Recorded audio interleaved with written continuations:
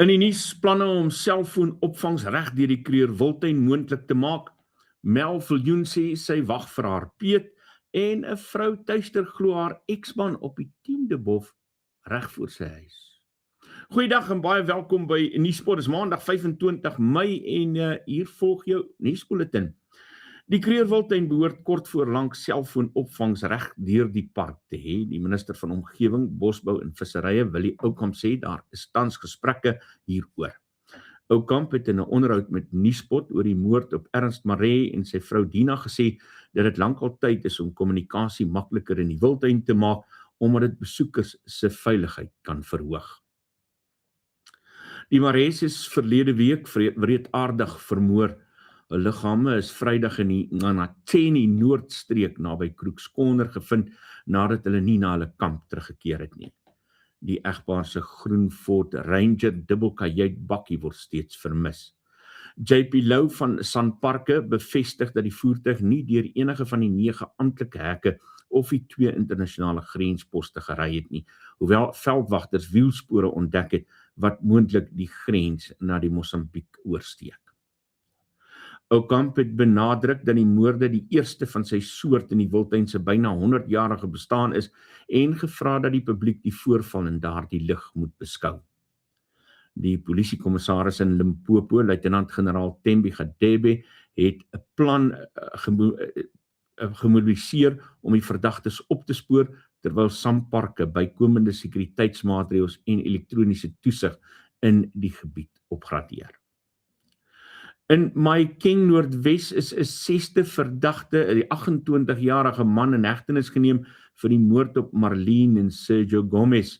Die egpaar is op 24 April in hul slaghuis Totobola tydens 'n gewapende roof doodgeskiet. Die 6de verdagte verskyn vandag in die Mbatu Landdroshof. In Welkom is 2 gesoekte transieterowers Saterdag aangekeer na 'n rooftog by 'n kleinhandelaar in 12de straat Voorspoed.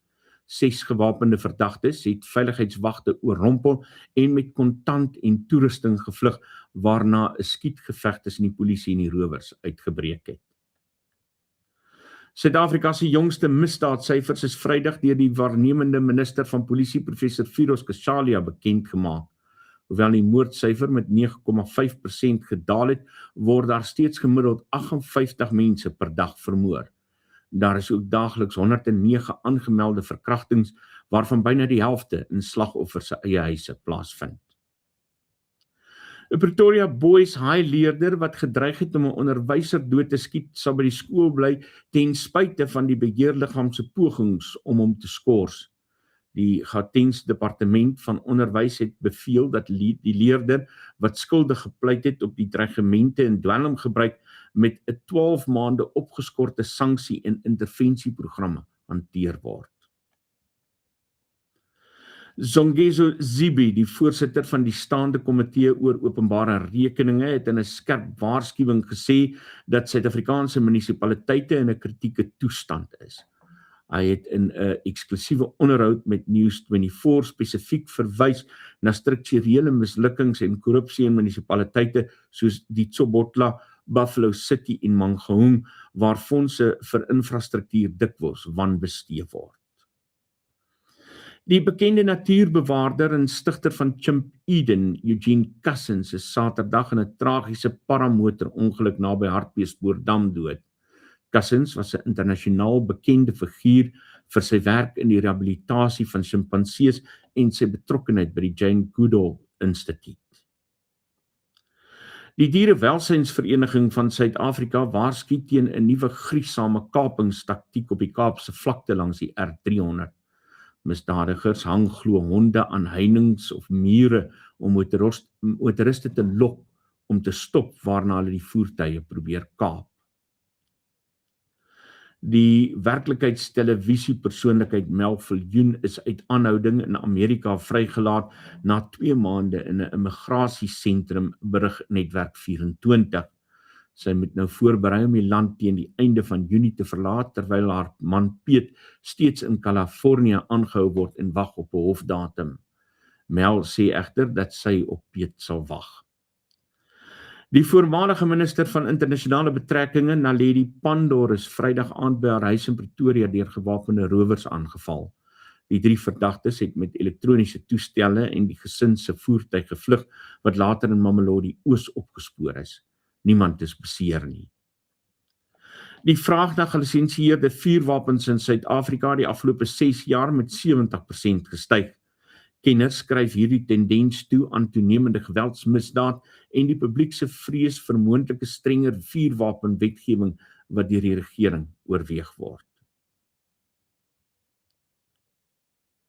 'n Polisiekaptein verbonde aan die forensiese laboratorium verskyn vandag in die Landdroshof in Pretoria nadat bewyse van prominente moordsake in sy besit gevind is. Die kaptein is deur die Madlanga Kommissie se taakspan in hegtenis geneem by sy huis, waar daar ook op ammunisie beslag gelê is. Jacques Smalle is weer verkies as die leier van die Demokratiese Alliansie in Limpopo. Tydens die party se provinsiale kongres in Polokwane het die nasionale leier Jordan Hill Lewis benadruk dat misdaad en swak dienslewering in die provinsie dringend aandag benodig. Buitelandse nuus. Inligting van die Verenigde State se Departement van Buitelandse Sake dui daarop dat 6069 mense tussen 1 Oktober 2025 en 30 April 2026 as vlugtelinge in die Verenigde State aangekom het, met die oorgrootste meerderheid daarvan Suid-Afrikaners. Texas, Californië, Florida, Ohio en New York is die gewildste bestemmings vir hierdie plasings. Die Amerikaanse regering beplan nou om die jaarlikse perk vir Suid-Afrikaanse minderheidsasielsoekers van 7.500 tot 17.500 te verhoog teen 'n beraamde koste van byna 1,7 miljard rand. In diplomatieke nuus het Suid-Afrika se nuwe ambassadeur in Washington, Roof Meyer, verlede donderdag sy geloofsbriewe aan president Donald Trump oorhandig. Die 78-jarige Meyer is een van 12 ambassadeurs wat deur die president ontvang is, en hy sal nou poog om die diplomatieke verhouding tussen Suid-Afrika en Amerika te herstel. Intussen het president Donald Trump Saterdag aangekondig dat 'n vredesooreenkoms met Iran oor die straat van Hormuz op hande is. Terwyl Trump beweer die ooreenkoms is grotendeels onderhandel, het die Iranse nuusagentskap die beweringe as teenstrydig met die werklikheid beskryf. Die voorgestelde plan behels na bewering 'n 60 dae wapenstilstand, die vrye verkoop van olie deur Iran en onderhandelinge oor die land se kernprogram. Oliepryse het intussen met 6% gedaal tot hul laagste vlakke in 2 weke na mate optimisme toegeneem het dat Amerika en Iran nader aan 'n vredesooreenkoms beweeg. Brent 3 olie termynkontrakte het tot $97.69 per vat gedaal. Ontleeders waarsku egter dat die mark versigtig bly omdat samesprekings in die verlede al misluk het. Die Europese Unie het Vrydag stappe gedoen om sanksies in te stel teen individue wat verantwoordelik is vir die blokkade van die straat van Hormuz. Die blokkade wat deur Teheran ingestel is in weerwraak vir Amerikaanse en Israeliese aanvalle in Februarie, word deur die Europese Unie as strydig met internasionale reg beskou. Hierdie sanksies kan reisverbod en die bevriesing van bates insluit vir diegene wat die vryheid van navigasie in die streek ondersteun. Die Amerikaanse minister van Buitelandse Sake, Marco Rubio, het gewaarsku dat Amerika gefokus is op die verandering van die kommunistiese stelsel in Cuba. Rubio het Cuba as 'n mislukte staat beskryf na aanleiding van 'n Amerikaanse aanklag teen die voormalige president Raul Castro weens moord. Hoewel die USS Nimitz vliegdekskip die Karibiese gebied binnegegaan het, het president Donald Trump ontken dat dit bedoel is om Cuba te intimideer. Veiligheid is weer in die kollig by die Withuis nadat 'n gewapende man Saterdag naby die Withuis doodgeskiet is deur agente van die Amerikaanse geheime diens. Die verdagte is geïdentifiseer as die 21-jarige Nasiri Best van Maryland, wat 'n geskiedenis van geestesgesondheidsprobleme gehad het. President Donald Trump was tydens die voorval in die Withuis, maar was nie in gevaar nie. Een omstander is tydens die skietery beseer. In die Verenigde Koninkryk het die polisie aangedui dat die ondersoek na Andrew Mountbatten Windsor lank en kompleks sal wees. Die 66-jarige koninklike is in Februarie gearresteer op vermoede van wangedrag in 'n openbare amp wat verband hou met sy vorige rol as handelsverteenwoordiger. Assistent hoofkonstabel Oliver Wright van die Thames Valley polisie het bevestig dat hulle 'n reeks getuies ondervra oor beweringe van die deel van sensitiewe inligting eerder en ander in ernstige oortredings. In Bangladesh heers daar groot hartseer nadat minstens 86 kinders vanjaar aan masels gesterf het.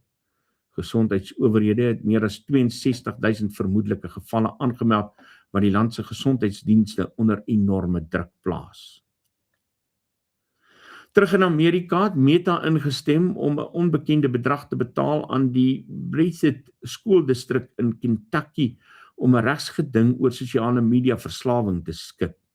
Die distrik het beweer dat platforms angs en depressie onder leerlinge aanvuur en die skikking word gesien as 'n toetsgeval vir meer as 1200 ander skooldistrikte wat soortgelyke eise instel. Meta ontken steeds enige skuld en handhaaf dat hulle uitgebreide stappe doen om jong gebruikers veilig te hou. Die kunsmatige intelligensiemodel ChatGPT is suksesvol gemanipuleer om skuld te beken op 'n misdaad wat dit onmoontlik kon pleeg, naamlik die inbraak in 'n e-posrekening. Paul Heaton, direkteur van die Penn Law School se Center for the Fair Administration of Justice, het die sogenaamde read-tegniek gebruik om die bekentenis uit te lok. Kenners waarsku dat hierdie eksperiment bewys hoe maklik kunsmatige intelligensie kan swig voor suggestiewe ondervraging. In Portugal is 'n 40-jarige Franse vrou in hegtenis geneem nadat haar twee seuns, 4 en 5 jaar oud, alleen langs 'n hoofpad naby Comporta gevind is. Die kinders is Dinsdag deur 'n motoris ontdek en is tans in die hospitaal onder waarneming. Die ma en 'n 55-jarige man is in Fatima gearresteer op aanklagte van mishandeling, verwaarlosing en die in gevaar stel van kinders. SpaceX het 'n grootliks suksesvolle toetsvlug van sy volgende generasie Starship 4-spou voltooi vanaf Starbase in Texas. Die maatskappy het 'n reeks skynsatelliete ontplooi en 'n beheerde plonslanding in die Indiese Oseaan uitgevoer. Hierdie mylpaal is bereik voor SpaceX se beplande aanvanklike openbare aanbod volgende maand, wat na verwagting die grootste in die geskiedenis sal wees. En ten slotte, Harry in die kleine speel hom week na week af by die Irene buiteklub wanneer 'n geskeide egpaar homself binne 50 meter van mekaar bevind, berig rapport gister. Dit gebeur wanneer die eksvrou die 10de puitjie se setperk betree en op die 11de puitjie se bof afslaan.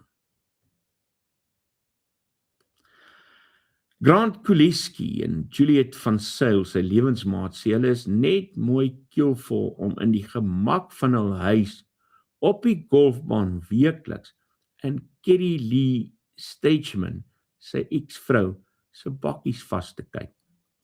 Hulle beweer dat sy eksvrou, 'n klipkampioen, en haar vuurbal buitensporig luidrigtig is wanneer hulle die setperk op die 10de nader. Kuleski meen Stageman is bloot as sprus en doen dit om hulle te tuister. Nou sê sy lewensmaat van Sail dat Grant 'n alkoholist en 'n dwelmverslaafde was. En hy's nou net meer as 'n jaar nigter, maar elke naweek moet hy hierdie trauma deurgaan. En dit kan hom maklik weer trigger.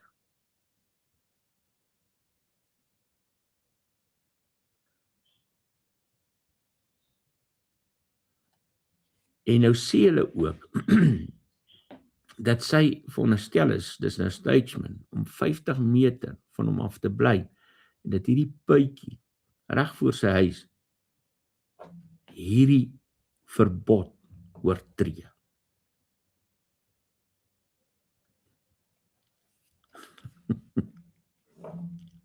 Ja.